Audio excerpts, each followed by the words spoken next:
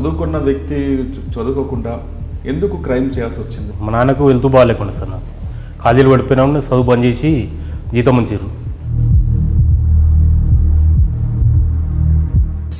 చాలా టార్చర్ పెట్టారు సార్. ఏ విధంగా టార్చర్ చేస్తారు? తాళ్ళు ఇంకా చేతులు కట్టేసి రాకెట్ అని అరికాల్లో కొట్టింగ్ తాడు పైకి కట్టి రాకెట్ ఎక్కించి కొట్టిరు, కళ్ళల్లో కారం పెట్టడం. మళ్ళీ నిన్నే ఎందుకు పట్టిస్తున్నాడు?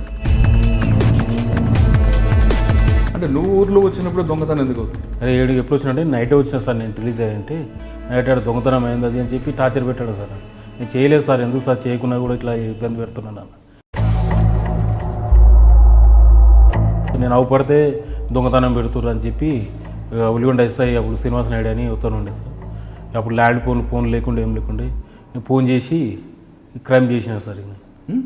నేనే ఆయనకు ఫోన్ చేసి క్రైమ్ స్టార్ట్ చేసిన సార్. నేను అప్పుడు ఫోన్ చేసి క్రైమ్ చేశాను. అవును సార్. అంటే జైలు నుంచి బయటకు వచ్చిన తర్వాత చైన్ కిస్తాల్లో 3 సార్లు జైలు పోయినా సార్. పోయిన తర్వాత కూడా ఇక నన్ను ఊళ్ళే పట్టించుకోవట్లేదు. అమ్మ నాయన కూడా అప్పుడు మా అమ్మ అంటే నేను అవపడపోతే మా అమ్మ బాధపడేది. అలాంటిది అమ్మ నాయన కూడా నన్ను ఇక పట్టించుకోవట్లేదు సార్. మరి ఓడి చేస్తున్నామో అలా పట్టుకుంటే చేత కాదు. నన్ను అవపడంగా నన్ను ఎత్తుకుపోయి ఇట్లా కొట్టడం, టార్చర్ పెట్టడం, జైలు పంపుతుర్రు. ఇప్పుడు నేను చేస్తాను సార్, నీకు చేతనైతే నన్ను పట్టుకోయి అని చెప్పి ఫోన్లు చేసి దొంగతనం చేసిన సార్. ఏం దొంగతనం చేసి? ఇల్లు తాళాలు వల్ల కొట్టిన సార్. ఒకటే రోజు నైటు 50 తాళాలు వల్ల కొట్టేసిన సార్. చేతనైతే పట్టుకో, ఈ సందులో చేస్తున్నా అని చెప్పేది ఎరతాడు చేయడం, ఇట్లా మొత్తం ముక్కు తిప్పలో పెట్టిన సార్. చాలా ఇట్లా. మరి ఈ దొంగతనం చేసిన సంపాదనతో ఏం చేస్తావు?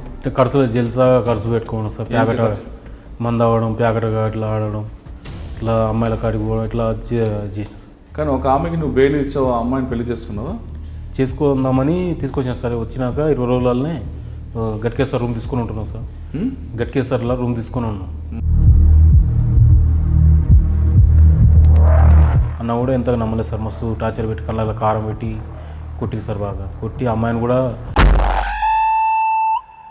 అంత ముందుకే ఒక అతను అక్కడి నుంచి దింకపోయాడు అన్నట్టు బంకుల నుంచి. నీకు అమ్మ అంటే ఇష్టం అంటున్నావు. మరి అమ్మ ఆరోగ్యం వాళ్ళ విషయం తెలిసిందా? తెలుసు సార్. నాకు తెలిసినాక కేసులు చాలా ఉన్నాయి సార్. 10-12 కేసులు పెట్టారు. బెయిల్ తీసుకున్న సోమతి కూడా లేకుండా సార్. అప్పుడు ఇక మా నాయనకి ఇట్లా బెయిల్ తీస్తాను కూడా పైసలు లేవని చెప్పి రాకపోయేది. చనిపోయినాక మేజిస్ట్రేట్ గారు తాడ పర్మిషన్ తీసుకొని సాగు తీసుకుపోతారు సార్. అట్లా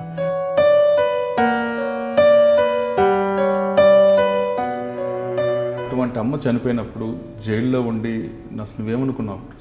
నేను అసలు నాకు బతకాలని కూడా ఆశ లేకుండా సార్.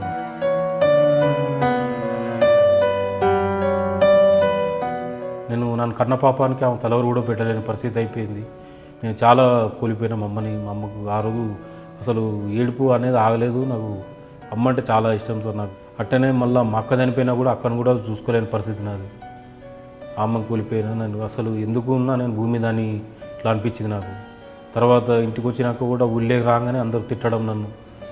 అమ్మని చూసుకోలే, అక్కను చూసుకోలే, ఎందుకురా నువ్వు ఊళ్ళకి ఎందుకు వస్తున్నావు, మళ్ళీ కొన్ని పానం తిందామని వస్తున్నావు అని చెప్పి. ఆయన ఆగం చేద్దామని వచ్చినావు అని చెప్పి